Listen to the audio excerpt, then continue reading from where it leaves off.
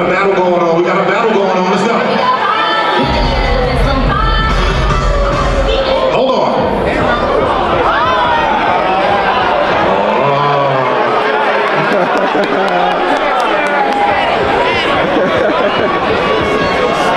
Wallo267, I need you to make some noise for him right now. Yeah. Make some noise. But that bitch at night time, daytime she don't see me. Acting like an asshole, pocket hole fit. This ain't good. Spin that been a face shot, the niggas still out. Make some noise if you want to make some money.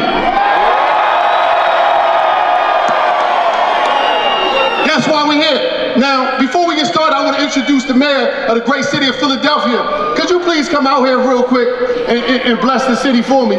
Make some noise for the mayor of Philadelphia, the sister. Make some noise. One Philly, yeah. Put your ones in the air. Let me see you with your ones in the air. One Philly, a united city, Wallo267. Thank you so much for giving me the opportunity to be here today. I've got to tell you all, I was excited when they told me you said, Parker, come on by and say hello. I'm excited because you didn't do what I've seen a whole lot of people do in my lifetime. You are a textbook case study on how you turn pain into power. When I started out on this trail, Wallo, this is what I said. I told people that I was going to be my authentic self. That meant I talked about my mother being a single teenage mother, biological dad not in my life, growing up on food stamps, colored money and books, know what the 5-pound block of cheese is, the pound of butter, all that stuff, right? And because I went into rooms and I shared that was a part of my story, I had some folks who said, well, you don't have to say those kind of things that much. You should just talk about being a graduate of Lincoln University, the University of Pennsylvania, and all this good stuff. And I said, but wait a minute. If I only talked about that side, the people of Philadelphia wouldn't really know who I was. If I didn't give a shout out to Big Murder, 31st and Lehigh, my grandmother, my grandfather, Richard Allen, the South, like if I didn't talk about that, you don't know me. So what you've done here today is figured out how to pass it on. And I've seen some people come up, right? They do well financially, they grow their own businesses and their own empires, but they hoard the strategy, they hoard the procedures, the protocol, the blueprints, the know-how, the connections. So this is what you've become today. I thought about this on the way in.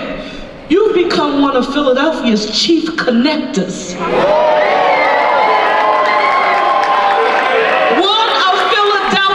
Chief connectors. I'm here to say thank you to you. You know they've been laughing at me a lot, y'all, because I'm not afraid to tell my age. I let people know I'm hip-hop +1. And because I was born in '72, I grew up in the '80s on old school hip-hop, so MCs to me are poets. And I was listening to the song, you know how everybody has a fight song? My fight song is called Welcome to the Terror Dome. You probably have never heard of it before, but it's my fight song. You might think it's corny, but it's my song. I came in, look, guess what Chuck said? What you need to do is get your head ready instead of getting physically sweaty. When I get mad, I put it down on the pad and give them something that they never had. That was Chuck's gift. That was Chuck's gift. So your gift might be with the camera, with the podcast. How do you turn what your passion and your purpose is into something that's not just for you, but where you can motivate, inspire, and encourage people? Listen to this. Not to wallow in any negative experiences they've had in their lives, because if you constantly stay looking back here, you can never walk to get up here or work to get up here. So thank you for helping to encourage me, encourage these participants from across the country to remain your authentic self in controlling your content and your messages, but also don't simply be an expert AOP. You don't do this, because I've listened to you. Some folks have become what I call expert articulators of problems. These are expert AOPs. They don't talk about solutions. They wallow in what's wrong, what's heavy. My spirit gets heavy when I surround myself with people who all they want to talk about in Philadelphia is the amount of crime. Oh, we got to clean up the street. We got to do all of that. But I couldn't have a vision about making Philly the safest, cleanest, greenest big city in the nation with economic opportunity for all if I listened to those people tell me it wasn't impossible. If you're going to think big, you can't let people throw shade on your shine. You gotta be willing to like push through some things that are not going to be easy. And so Wallo has brought you to the 215. Listen, we are more than cheesesteaks and water ice and pretzels. Four chefs just got the James Beard Awards. We're one of the most amenable cities in this nation. And my job is going to employ the use of chief connectors like Wallo267, like Gilly, and others like you to add value here in our city. So look, spend a lot of money. Spend a lot of money while you're here. We need the tax dollars. Let me keep it 100 with you. I got a lot of stuff I need to do without a school, time, and education. If you spend the money, we get a chance to clean our city and make investments where we need to. So I want you all to do me a favor again. This is my goal to make us one Philly. Put your ones in the air. Let me hear you all say one Philly, a united city. A united city. Love you, Wallo. Thank you.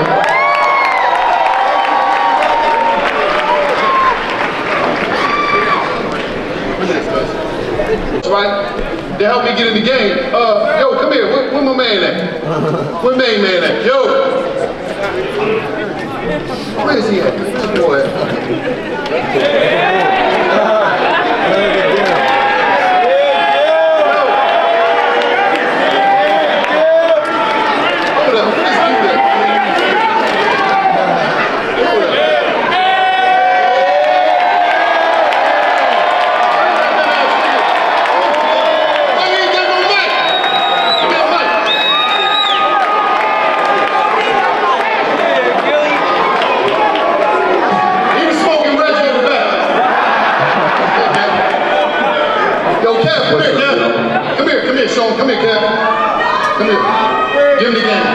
First of all, right, before we go any further, I just want to thank everybody that came out and everybody that support $1 million worth of game. That support Gilly and Wallo Adventures.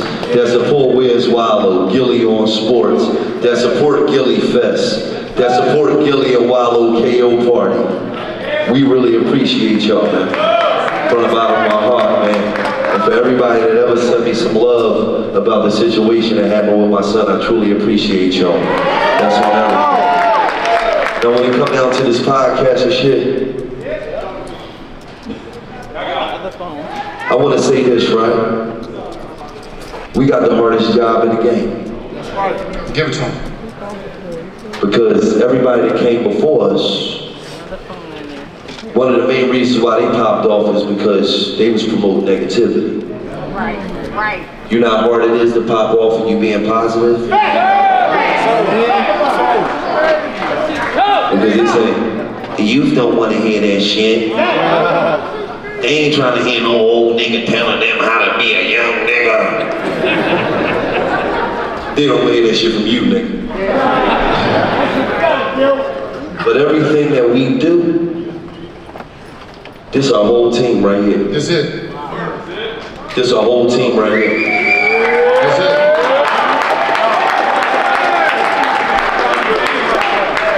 Now, unfortunately, I fucked their lives up. They live with me.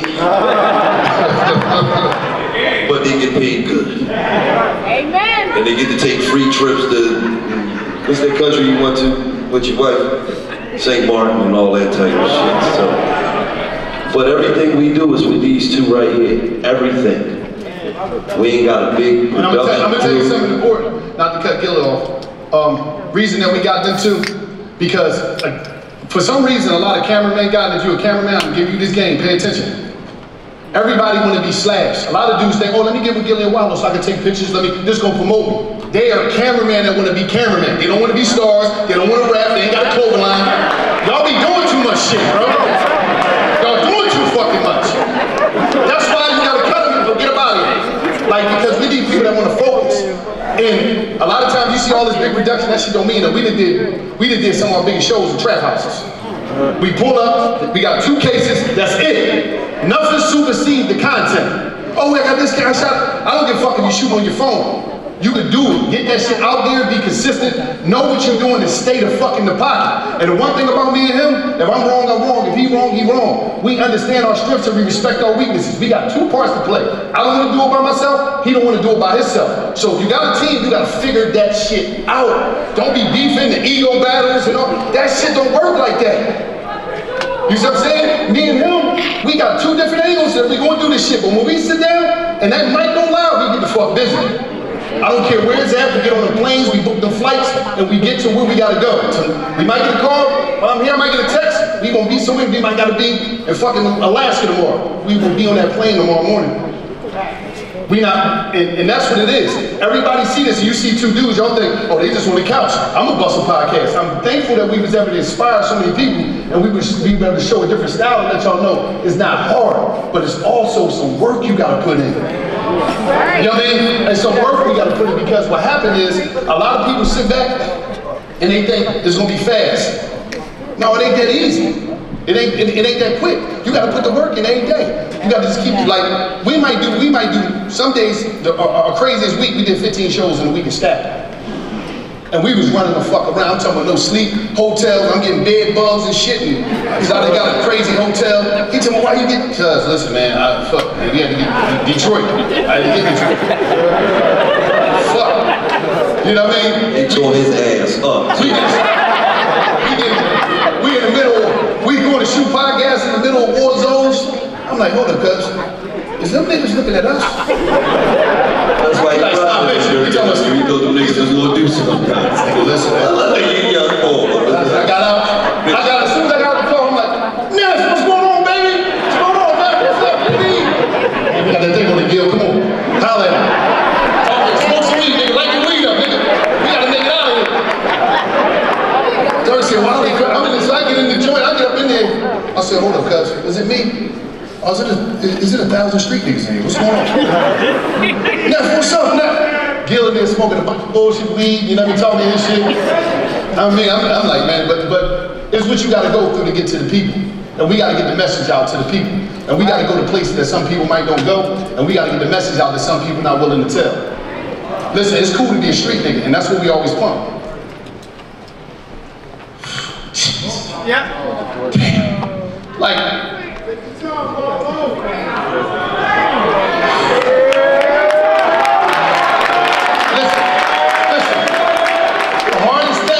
the hardest thing for $1 million worth of game is to be able to get up late, for this dude to get up every day. And for us to still be, it's cool to die for a nigga where we come from, but it's better to live for a nigga. Now, for him to have to get up, and I'm trying to battle and trying to talk to this, cuz, come on. And he want to give up because it's like, I do so much for the hood and the hood took my son. That's a fucked up feeling. So I gotta try to figure out these new ways to think and tell him shit. And the funny thing about this shit, why it's so emotional, Chief's funeral was in here. He laid right here, Janaza, he laid right here. So it's like, it's special today. Because for him to get up every day and call me and be like, cuz man, I was thinking about, I woke up looking for cheese, it's fuck you up. And you try to process that shit, and it's like, no matter what, we gonna keep pushing and holding the flag down. The flag that tomorrow gonna be better than yesterday. We come from the ghetto with some extraordinary people, and we gonna make this shit happen. One thing about today was this. Today was said, gotta create something free for our people, because you know what happened? One thing about us, we come up, we look down, and we keep moving. We do like this. Nigga, listen, let me tell you something. All that stuff, it's cool to have all that stuff, but you ain't nothing if you're not giving nothing to your people. The reason we can go through ghettos all across America is because we take care of our people. What the fuck I look like charging y'all for information that I looked on the internet and got?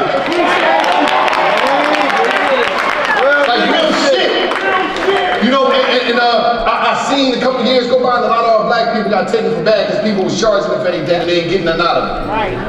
So my thing is to try to give y'all something, and I know this information, these people I got, called some of my friends, I said, I need you. They said, all right, I'm gonna come. You know what I mean? So it's like, today I'm gonna give y'all the friends that come. One of them couldn't make it, but he sent me a video, but I'm gonna give y'all all the information. I need y'all to take this fucking game and go out there and make it happen. Don't worry about the other podcast. Don't worry about, oh, we gotta get this many views and this, that. Fuck that. It might not be the second or third, but it might be that 15th episode that go. Because you're not chasing the clicks, you're just chasing the information or whatever you're doing. You might have a podcast about a podcast discovery. You might have a podcast about hair and beauty. You might have a podcast about what's going on in your community, or you might say, you know what?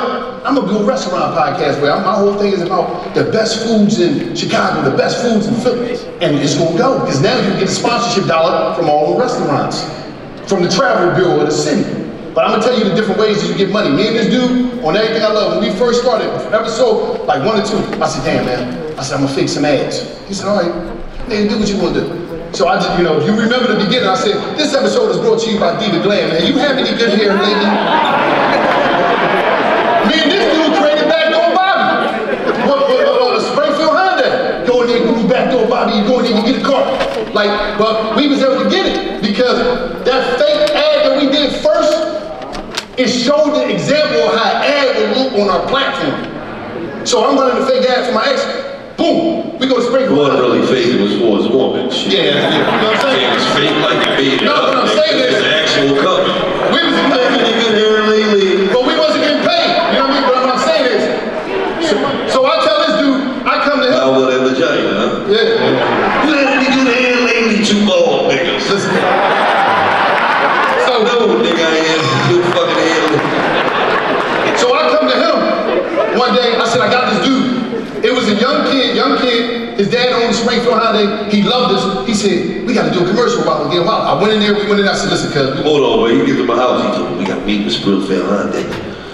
Throw all your jewelry on. I'm like, what? I said, we gotta make. The fuck I need to put jewelry on? I said, we gotta do this right. We gotta show them niggas we got some money, man. Yeah.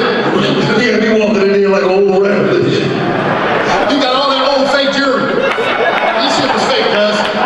So listen, he go in there, right?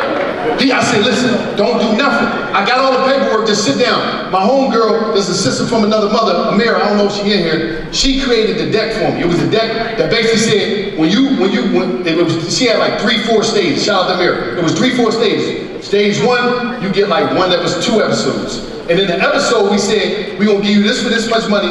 We're gonna shout you out on the podcast, it's gonna pop up. But also, when we posted each clip from the podcast, we're gonna add you and tag you inside of the description. This is brought to you, presented by all that, whoever, they was like that, all that. So you gotta talk to them, you gotta tell them and show them, we only showed them at the time our social media numbers because we didn't have no big podcast numbers.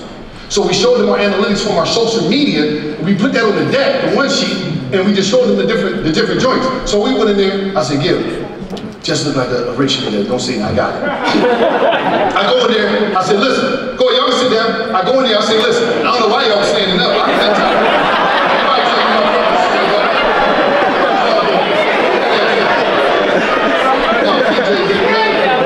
You know what I mean? So peep this. So I broke everything down, we got it there, it's the bitch on Buzzsprout, and we put it on YouTube, and ran it everywhere and just set our shit up. So we go in there, I say, listen, I say, cuz, we gonna get 25,000 for 4 minutes. He said, nigga, do what you wanna do, nigga, you be reading all that dumb shit, go ahead. I sit down, I say, listen, man, I said, so what we gonna do? And I gave him the whole picture, and I said, listen, this is how the commercial gonna be. I mean, boom, Springfield Honda, you come in, good credit back, whatever, all that shit. He said, how much you want? I said, man, listen, man, our rate is around like 35,000 instead of 30. He said, well, I said, you know what? We gonna work with y'all. Hold on, do the jail shit that you always do. Go ahead, point that finger, bite your lip. But I got a little deal for you. I got a deal for y'all. You know what? Cuz, come here, cuz, I hear you. Tap, walk outside. Give us a moment. You don't see the one we got. We got these niggas, cuz. So, listen, we go back in there, I'm gonna tell them. Try 25, but cuz he expensive, man. Yeah. See, me, he always throw shit on me. See, he got all these numbers, social media. This nigga's expensive. Damn. Just give us 25, we might come make it happen. So he said, great. Can we get 3 months? I said, hold up. That nigga kicked my foot. Dumbass nigga, shut up. I said, that's the deal. We walked out of there. I come back 2 days later. I said, cuz, I got us another one. He said, who? I said, it's a little different. I got that Harry. I was at this funeral and I met this girl, she was, I'm talking about, it was a nice funeral. It was just nice. He talking about, Ari, what the fuck? I met this girl named Aisha, boy, from Camden. He said, what you mean? Boy funeral home. We said, what the fuck did that? Cuz, people gotta get funerals. They gotta go out right. All our real fans, they remember. So listen. I say, Asia, I said, listen. She said, I need some I've never done this. Nobody never. I said, Asia, I got it. She said, how would it go? Listen, you know your family's gonna die one day. When you want them to die, you want them to get in cash. Once you go to boys' funeral, and one thing about them, they gonna send you out like you're still living while you're dead. Listen. I'm just being real. Ain't they the shit? They the shit. I was at a funeral one time and the motherfucker, I thought I was talking to somebody that looked so loud.